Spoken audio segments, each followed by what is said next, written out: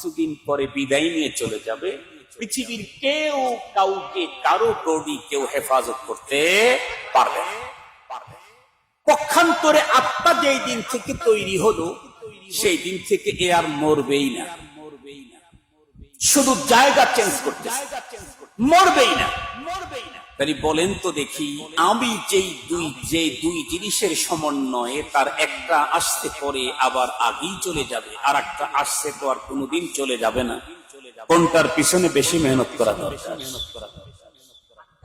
একটু জোরে বলেন, আত্মা না বডি? বুঝে বললেন না? না বুঝে বললেন? বুঝে বলছেন তো। যেহেতু আত্মার কোনো মরণই নাই, এর পিছনে ইনভেস্ট করলে পেলে লাভ আছে, এর পিছনে সময় দিলে লাভ আছে, এটাকে চাঙ্গা করলে লাভ আছে। সবচেয়ে বড় কথা, আমি আর আপনি যখন মরণের পরে কবর হয়ে যখন পরপারে উঠবো আল্লাহর আদালতে, তখন রব্বুল আলামিন আমার এই বডির দিকে তাকাবেনই না, আমার এই বডির দিকে তাকাবেনই না। রাসূলুল্লাহ কি বলেন? ইন্নাল্লাহা লা ইয়ানজুরু ইলা সুওয়ারিকুম ওয়া আমওয়ালিকুম। তোমার বডির দিকে আল্লাহ তাকাবেন না, তোমার সম্পদের দিকেও আল্লাহ পাক তাকাবেন না, ওয়ালাকিন ইয়ানজুরু ইলা কুলুবিকুম ওয়া আমালিকুম। দেখবেন তোমার আত্মার দিকে। সুবহানাল্লাহ বলেন। বডি দেখে যদি বিচার হতো তাহলে বেলাল হাফসি জান্নাতে যাওয়ার সুযোগ ছিল। বডির দিকে তাকায় যদি বিচার হতো, আত্মার দিকে তাকায় সেদিন বিচার হতো। এই জন্য বেলাল হাফসি রাদিয়াল্লাহু তাআলা আনহু এমন জায়গায় যাবেন, সাদা চামড়ার দিনহীন মানুষেরা যেই জায়গার কল্পনাই কোনোদিন করতো না। কোরআনে পাকে আল্লাহ কি বলেন? ইয়াউমা লা ইয়ানফাউ মালু ওয়ালা বানুন, ইয়াউমা লা ইয়ানফাউ মাল ওয়ালা বানুন ইল্লা মান আতা। সেদিন সম্পদ আর সন্তান এটা কোনোটাই কাজে আসবে না। কাজে আসবে কি? ইল্লা মান আতাল্লাহ, ইল্লা মান আতাল্লাহ বিকলবিন সালিম। যারা নিট এন্ড ক্লিন, স্বচ্ছ, ফ্রেশ, রোগ মুক্ত সুস্থ একটা আত্মা নিয়ে সেদিন যারা উপস্থিত হবে, তারা হবে সেই দিন সফল কাম। রব দেখবেন তোমার ফল, আমার আপনার আত্মা। এজন্যই তো সমস্ত নবী এবং রাসূলগণ পৃথিবীতে এসে মানুষের বডির উপরে মেহনত করেন নাই, মেহনত করেছেন কিসের উপরে? আত্মার উপরে। সমস্ত নবী রাসূলগণের মেহনত ছিল আত্মার উপরে। পৃথিবীর সবচাইতে সেরা মানুষ কারা? আম্বিয়ায়ে কেরাম। নবীদের পরে এই পৃথিবীর সবচাইতে দামি মানুষ সাহাবায়ে কেরাম। নবীজি বলেন, খায়রুল কুরুনি কারনি, খায়রুল কুরুনি কারনি সুম্মাল্লাযীনা ইয়ালুনাহুম সুম্মাল্লাযীনা ইয়ালুনাহুম। পৃথিবীর সবচাইতে সেরা যুগটা হলো আমার যুগ, সাহাবীদের যুগ। সাহাবীদের যুগ সেরা যুগ হলো কেমনে? সাহাবীদের চাইতে আরো উন্নত সুন্দর চেহারার অধিকারী মানুষ তো পৃথিবীতে কখনোই ছিল না। অবশ্যই এখনো আছে, অতীতেও ছিল, আগামীতেও আসবে। কিন্তু সবচাইতে সেরা যুগ, সেরা মানুষ নবীদের পরে সাহাবীরা। কেন?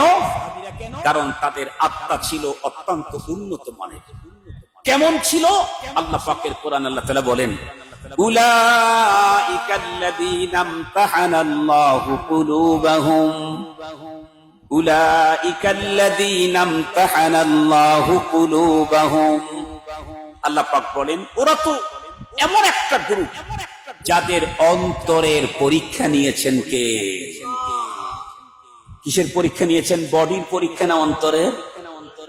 অন্তরের পরীক্ষা নিয়েছেন। উলাইকাল্লাযীনা ইমতাহানাল্লাহু কুলুবাহুম লিত্তাকওয়া।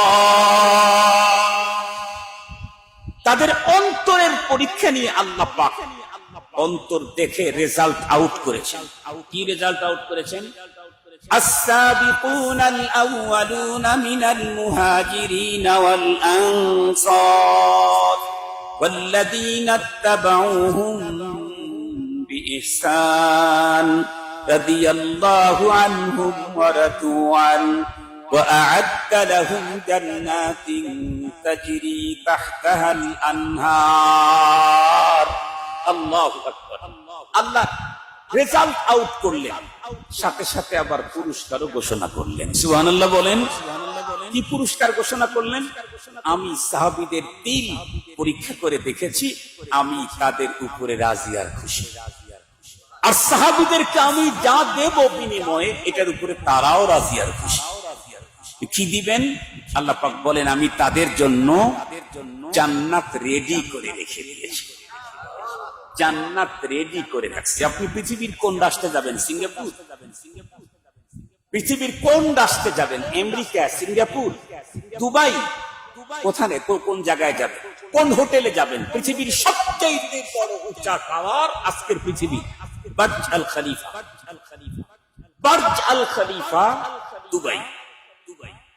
সেখানে যদিও আপনি যান, সবচেয়ে উঁচা হোটেল, এর চাইতে উঁচা হোটেল পৃথিবীতে আর একটাও নাই। 5 star, 7 star, 8 star, 9 star, 10 star, 11 star, যে যত স্টার লাগাইতে পারেন। এরপরেও আপনি যদি যখন ঢুকবেন, আপনাকে রিসেপশনে বলবে, স্যার একটু একটু একটু স্যার আমরা একটু রিফ্রেশ করে আসি, মানে আগের থেকে তো গোছায় রাখছি, এরপরে আবার নতুন করে রিফ্রেশ করে আসি। কিন্তু রব্বুল আলামিন কি বললেন?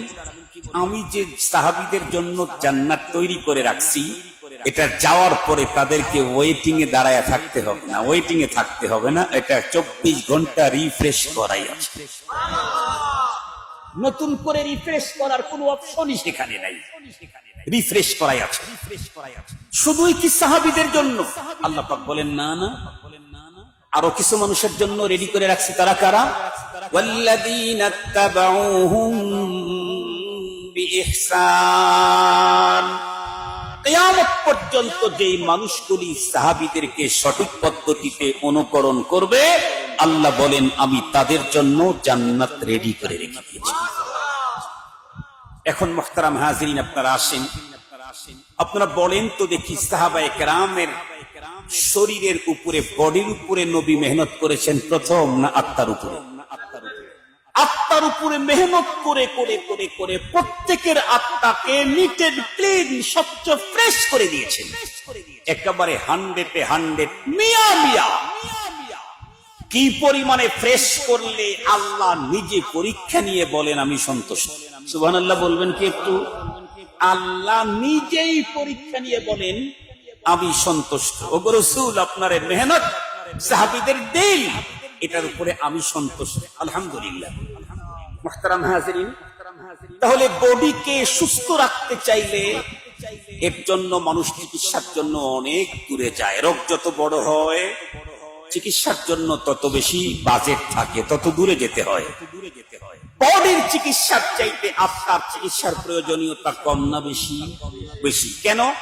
বডিকে আপনি যতই চিকিৎসা দেন, আপনি নিজে যদি চিকিৎসকও হয়ে যান, তারপরও একদিন পৃথিবী আপনাকে ছেড়ে যেতেই হবে। হাজার চিকিৎসা দিয়ে পৃথিবীর কেউ কাউকে কোনদিন ধরে রাখতে পারবে না, এক সেকেন্ড না। আল্লাহ পাকের কোরআন, আল্লাহ তাআলা কি বলেন? লিকুল্লি উম্মাতিন আজাল, লিকুল্লি উম্মাতিন আজাল, ইদা জাআ আজালুহুম লা ইস্তাখিরুনা সাআতান ওয়া লা ইস্তাকদিমুন। मौत जिस दिन आ गई दुनिया की हालत क्या हुई, रूह तन से उड़ गई मुर्दा की हालत क्या हुई। जब मलाकुल मौत आवेगे तुम्हारे सामने, फिर तुम्हें फुर्सत न मिलेगी लब हिलाने के लिए, फिर तुम्हें फुर्सत न मिलेगी लब हिलाने के लिए। बाप भाई माँ बहिन फरजंद सन और यारगार, आशिक व माशूक नौकर बंदे खिदमत गुजार, काम आने का नहीं हर एक जुदा हो जाएगा, काम आने का नहीं हर एक जुदा हो जाएगा। बल्कि एक उज़्व दुश्मन जन का हो जाएगा, बल्कि एक उज़्व दुश्मन जन का हो जाएगा। মুসলমান ভাইরা রে আমার লম্বা কথা বলতে চাই না। হাজার চিকিৎসা করার পরেও পৃথিবীর কোন একজন মানুষ আল্লাহ প্রদত্ত আয়ুর 1 সেকেন্ড বাড়াবার মতো ক্ষমতা পৃথিবীর কারো নাই। আইসিইউ, সিসিইউ, আরো কত ইউ, কিন্তু 1 সেকেন্ড হায়াত দুনিয়াতে কেউ কাউকে দিতে পারবে না। আমি যদি চিকিৎসা করি যেই টাইমে মরে যাব, আমি যদি চিকিৎসা না করি ওই টাইমেই মরব। 1 সেকেন্ড আগে পৃথিবীর কেউ আমাকে মারতে পারবে না, 1 সেকেন্ড আগে আমি নিজে চেষ্টা করেও মরতে পারবো না। তাহলে আমি শরীরের যতই চিকিৎসা করি নির্ধারিত টাইমে চলে যাবে। পক্ষান্তরে আত্মা, এটার বন্ধুরা আমার চিকিৎসা করা সুন্নত না বরং ফরজ।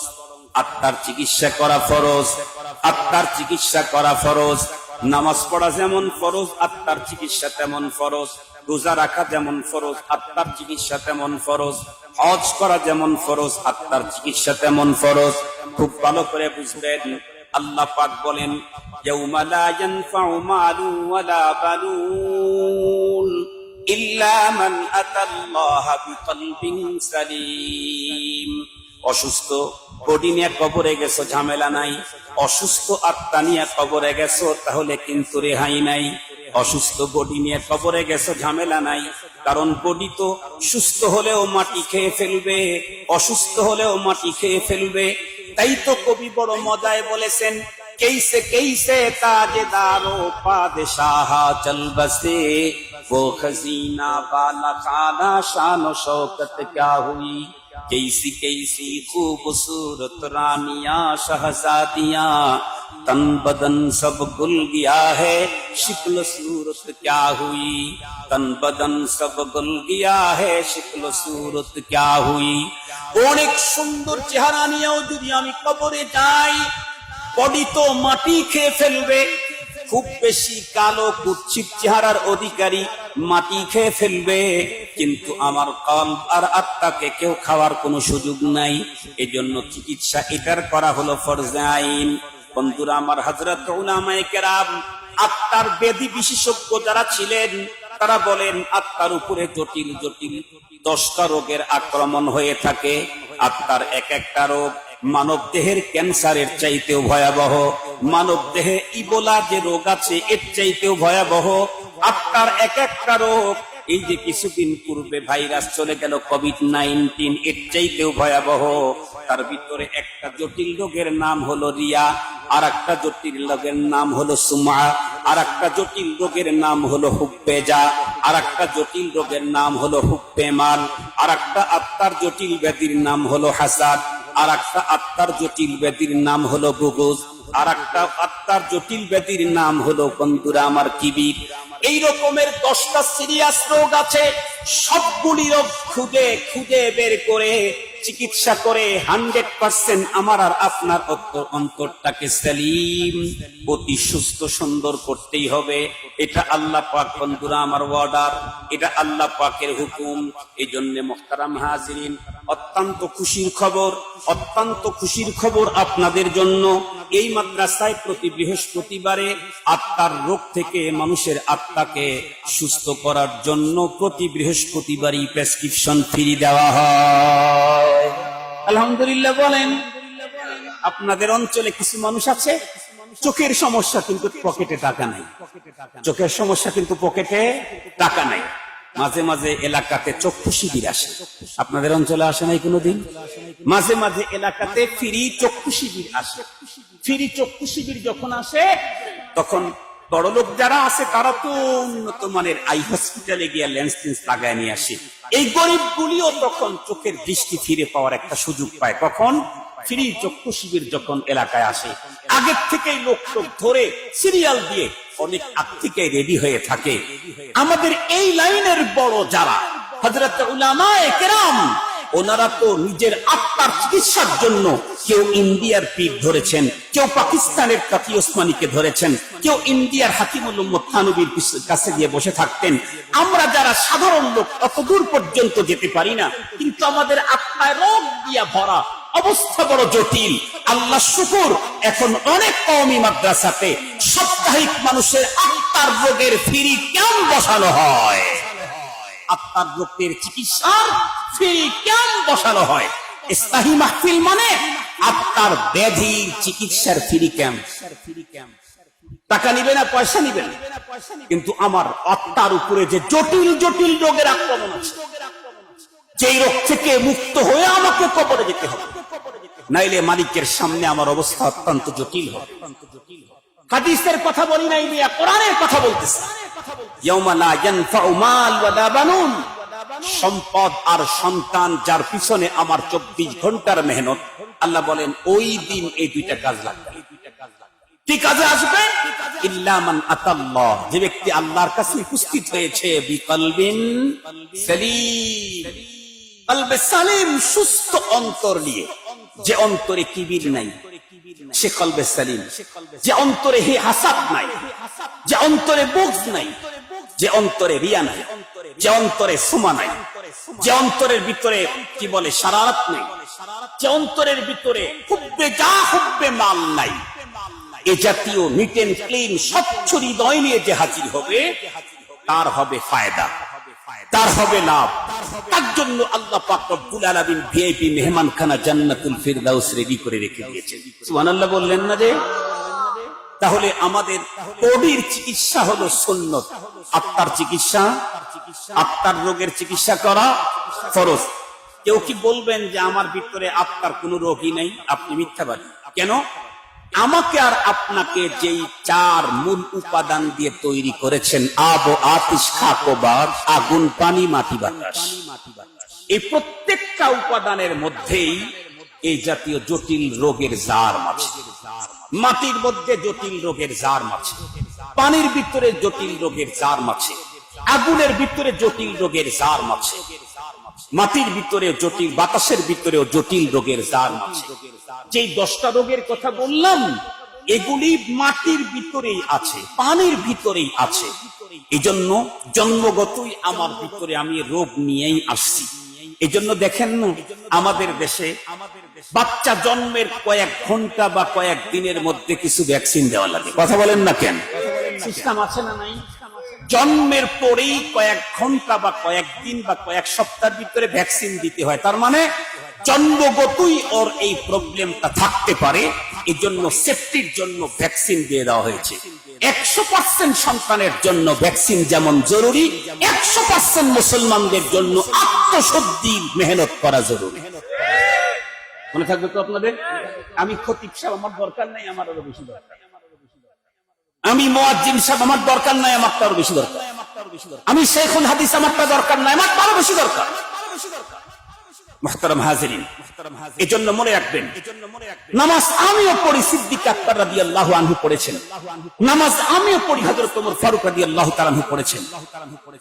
সিদ্দিক আকবর রাদিয়াল্লাহু তাআলা আনহুর 2 রাকাত নামাজের ওজন আমার সারা জীবনের সব নামাজ দিয়ে হবে কি? কেন? কেন? পার্থক্য কিসে? উনি তো 1 রাকাতে 1 রুকুই করেছেন, আমিও তো 1 রুকু করি। উনি তো 1 রাকাতে 2 সিজদা দিয়েছেন, আমি মাঝে মাঝে ভুল করার কারণে সিজদার 2টা বাড়ায়া 4টে সিজদা দিলাম। এরকম হয় না? সৌ সিজদা দেই না আমরা? ওনার চাইতে সিজদা আমার 2টা আরো বাড়ানো আছে, কিন্তু ওনার 2 রাকাত আর আমার সারা জিন্দেগীর নামাজ সমান হয় না। কেন? কারণ ওনার কলব আর আমার কলব, ওনার ইখলাস আর আমার ইখলাস, ওনার আত্মা আর আমার আত্মা এক পরিমাণের না। এজন্য নামাজ সকল ইবাদতের ওজন পারবে হলো আত্মা যার যত শুদ্ধ হবে, ইবাদতের তার তত তেজ, পাওয়ার তত বাড়তে থাকবে। আত্মা যার যত শুদ্ধ হবে তার তিলাওয়াতের দাম বাড়বে, আত্মা শুদ্ধ হবে জিকিরের দাম বাড়বে, আত্মা শুদ্ধ হবে তাহাজ্জুদের দাম বাড়বে, আত্মা শুদ্ধ হবে ইশরাক আওয়াবিনের দাম বাড়বে, আত্মা শুদ্ধ হবে 1 টাকার সাদাকার দাম বাড়বে। আমার আত্মা শুদ্ধ নাই, ভিতরে রিয়ার জার্ম ভরা, আমার পুরা জিন্দেগীর সব সম্পদ দান করলে মালিকের কাছে যা পাওনা হবে, যার আত্মা শুদ্ধ তার 1 টাকার দানে পাওনা আরো বেড়ে যাবে।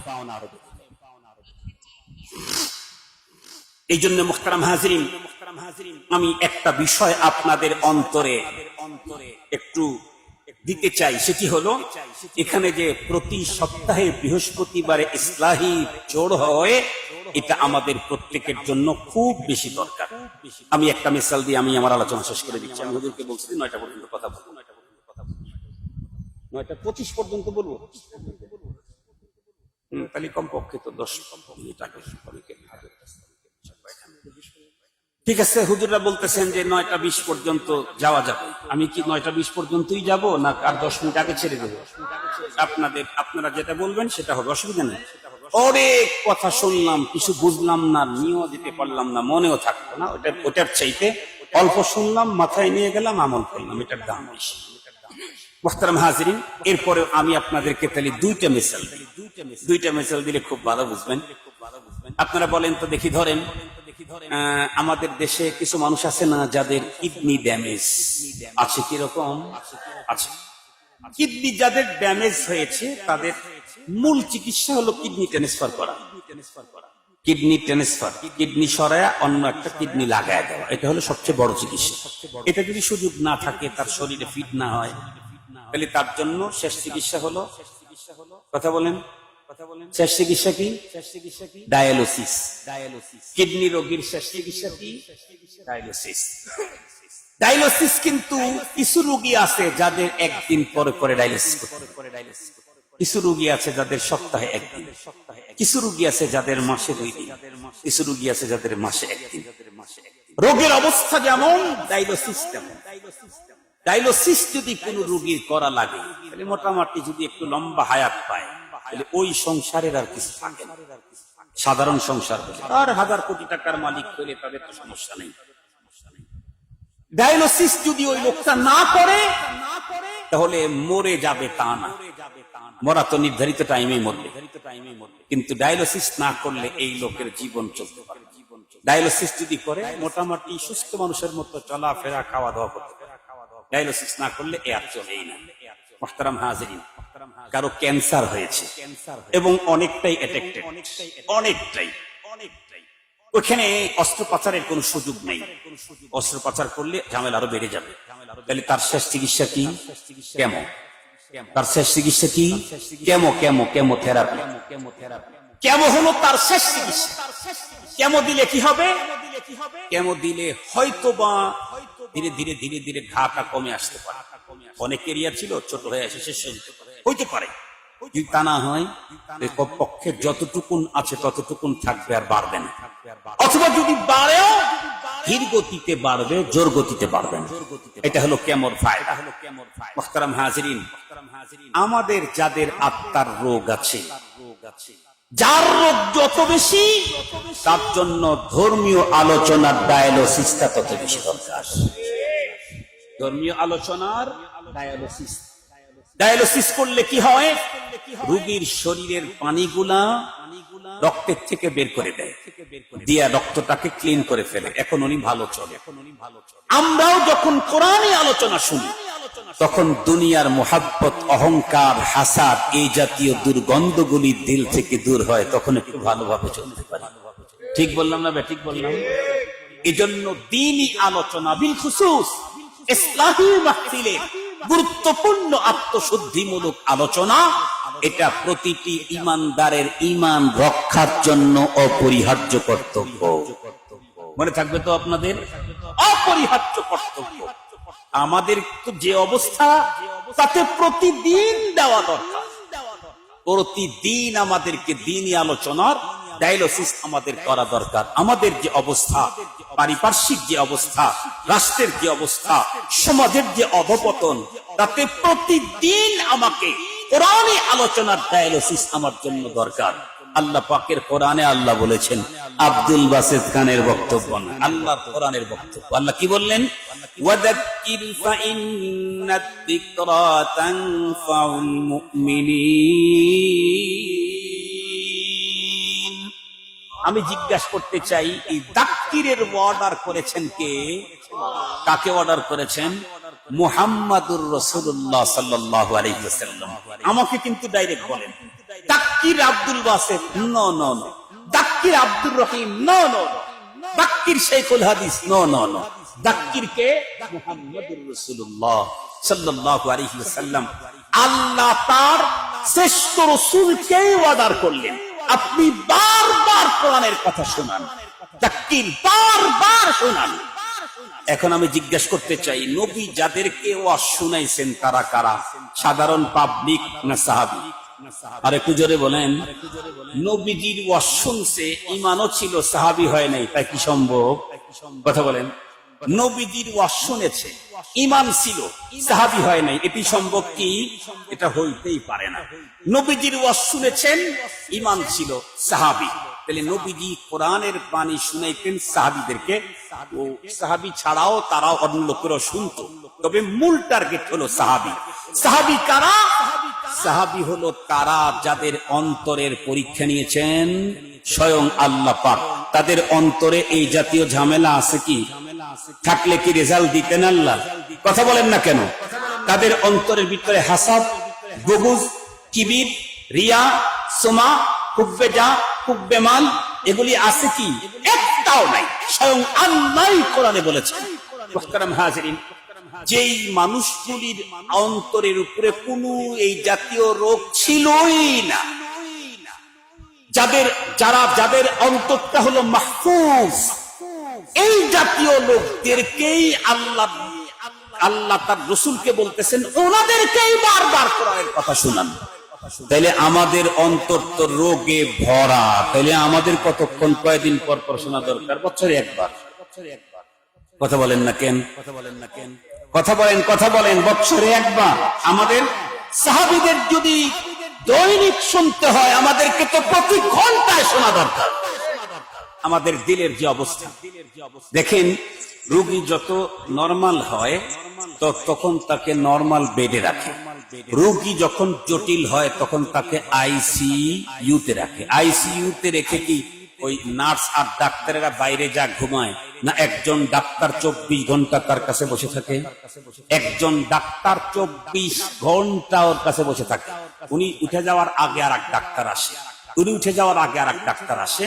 বিশেষ করে হার্টের যদি প্রবলেম হয়, তাহলে কৃত্রিম হাতের ভিতরে একটা নিয়ে এরকম করে উনি চিপতে থাকে। এরকম আমি নিজের চোখে দেখেছি, এরকম করে চিপতে থাকে। উনি চিপতে আর একজন আসবে, সে চিপতে থাকবে। তাহলে আমাদের তো হার্টের রোগী ইমার্জেন্সিতে গেলে যেমন হয়, তার চাইতে বড় ইমার্জেন্সিতে আমরা আছি। কথা বলেন ভাই। এজন্য আমাদের জরুরত হলো প্রতিদিন কোরআনী আলোচনার কেমোথেরাপি গ্রহণ করা। মনে থাকবে তো আমাদের ইনশাআল্লাহ? সেখানে সপ্তাহে একদিন মদিনাতুল ইমদাদুল উলুম এই মাদ্রাসাতে বৃহস্পতিবারের দিন আমার আত্মাকে শুদ্ধ করার ফ্রি ক্যাম্প বসানো হয়। আর আমি এলাকাতে থাকার পরেও আমি আমার অন্তর আত্মার চিকিৎসা নিতে আসবো না, তাহলে আমার চাইতে বোকা, আমার চাইতে বদনসিব, আমার চাইতে বড় পোড়া কপালওয়ালা আর কেউ হতেই পারে না। আপনারা কি মনে করেন ডাক্তার অসুস্থ হইলে তো আর চিকিৎসা নেওয়া লাগে না? আপনারা আমার কথা বুঝেন নাই। ডাক্তার যদি অসুস্থ হয় তাহলে তো আর চিকিৎসা নেওয়া দরকার না। ডাক্তারেরও চিকিৎসা নেওয়া লাগে। ডাক্তারেরও যদি চিকিৎসা নেওয়া লাগে, তাহলে আমি শাইখুল হাদিস হই আর শাইখুত তাফসীর হই, আমারও আত্মার চিকিৎসা নেওয়া দরকার আছে না নাই? শুধু পাবলিক আসবে চিকিৎসা নিতে? না, আমি আলিম, আমি শাইখুল হাদিস, আমি শাইখুত তাফসীর, আমি আদিব, আমি সাহিত্যিক, আমি অনেক বড় কারি, আমি উস্তাদ কি হাফেজদের উস্তাদুল হুফাজ আমি।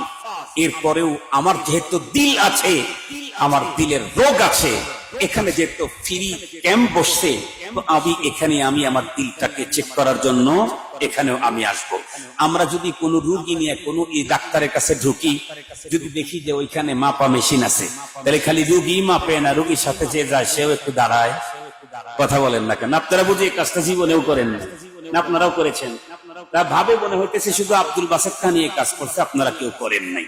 মুহতারাম হাজিরিন, আপনারাও করেছেন। ডাক্তারের ওখানে ঢুকছেন, দেখতেছেন যে বাইরে ওজন মাপার মেশিন আছে। আপনি কিন্তু ডাক্তার দেখাইতে যান নাই, আপনি রোগী নিয়ে গেছেন।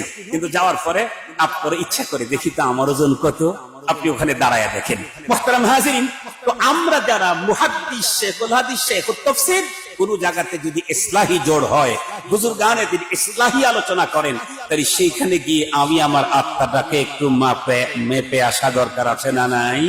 অবশ্যই দরকার আছে। এই জন্য আমরা ইনশাআল্লাহ আগামী বৃহস্পতিবার থেকে